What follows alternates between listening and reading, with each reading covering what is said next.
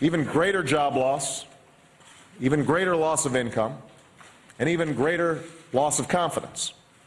Those are deficits that could turn a crisis into a catastrophe, and I refuse to let that happen.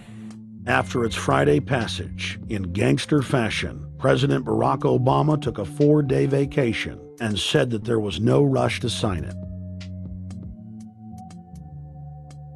The spending bill was really a takeover bill, designed to further federalize the states and to pay off rich donors that had donated to both parties. As the world slid deeper into depression, the bankers celebrated the fire sale that they had created. I believe the phrase burdens of the office is overstated. Yeah, it's kind of like, why me? Oh, the burdens, you know.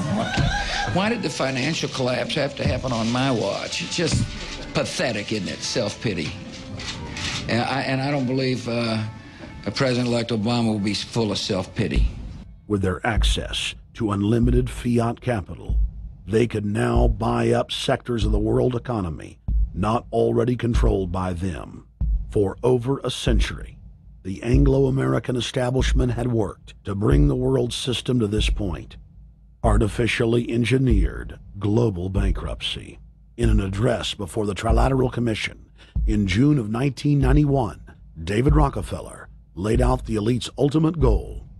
The supranational sovereignty of an intellectual elite and world bankers is surely preferable to the national autodetermination practiced in the last centuries. Now that the bankers were holding the world hostage, they issued their ultimatum. The only solution to restart the global economy would be to set up a planetary government ruled by a new Bank of the World, a Bank of the World owned and controlled by them. Suddenly, hundreds of prominent publications announced the solution, the people's only salvation.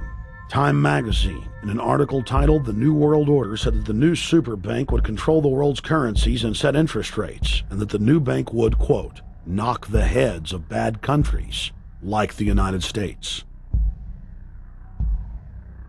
At a meeting of central bank heads and finance ministers dubbed Bretton Woods II, the plan for world government was unveiled by the very bankers that had engineered the collapse. Formerly sovereign countries would now pay their taxes directly to the banking cartel.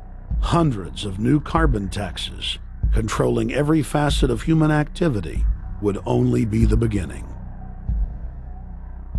Now all the elite had to do was to sell the public on accepting the final phase of their takeover. And it's Obama's job to sucker the public into standing down so the bankers' agenda can move forward unhindered. Never before in U.S. history has the media gotten behind a president like they are behind Obama.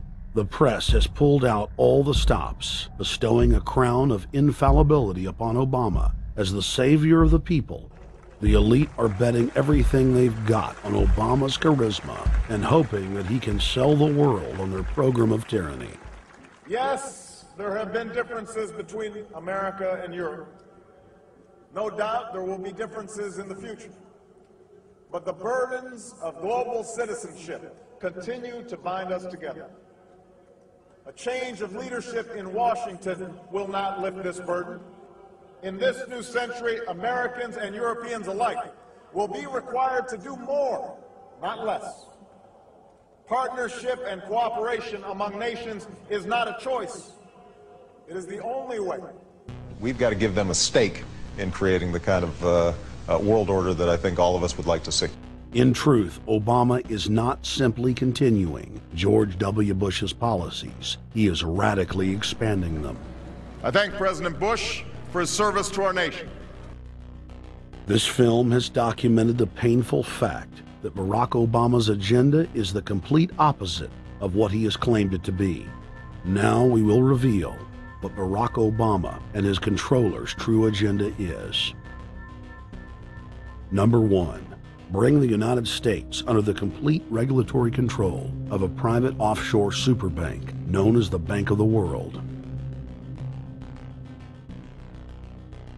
More than 100 new taxes are now being developed under the umbrella of curbing greenhouse gases.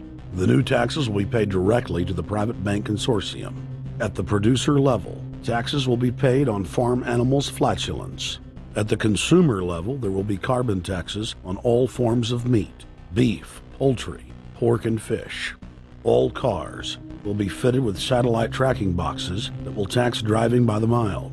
And an added tax will be placed on all fossil fuels, including motor oil and natural gas. All plastic products will have a carbon tax added. Outdoor space heaters and fireplaces are to be taxed. All electricity produced by coal-powered plants will be taxed. Under the cap-and-trade system, citizens will be forced to pay taxes on thousands of products to private cap-and-trade services owned by Al Gore and other elitists.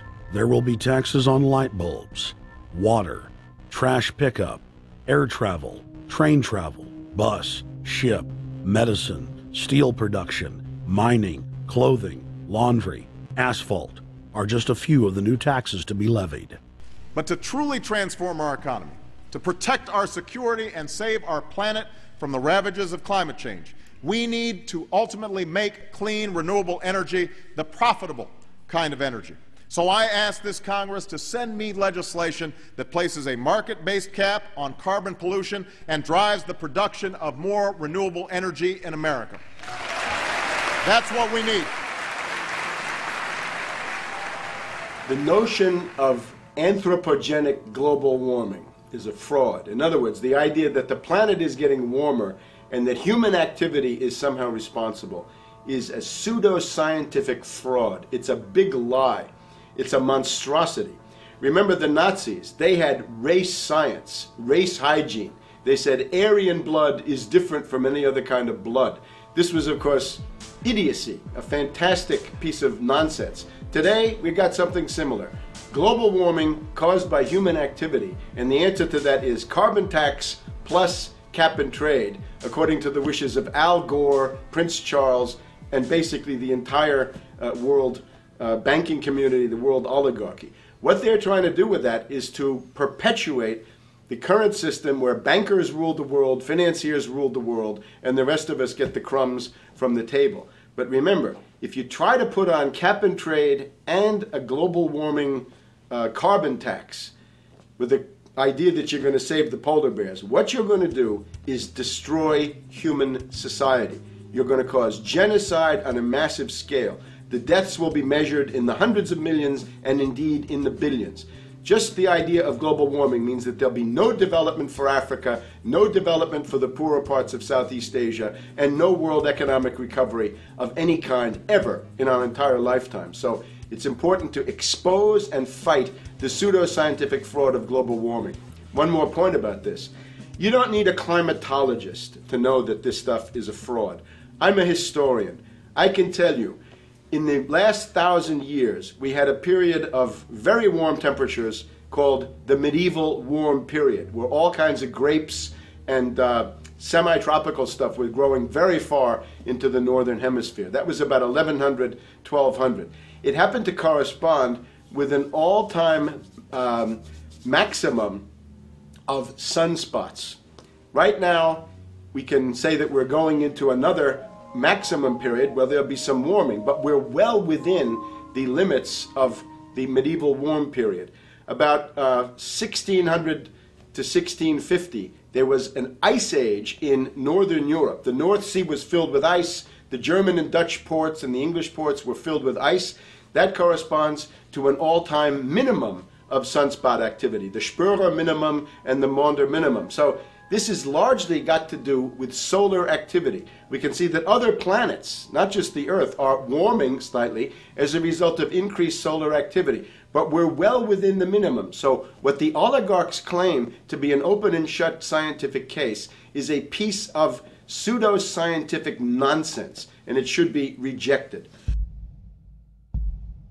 Number 2, the social engineers are fully aware that the Obama craze will wear off quickly, so they are racing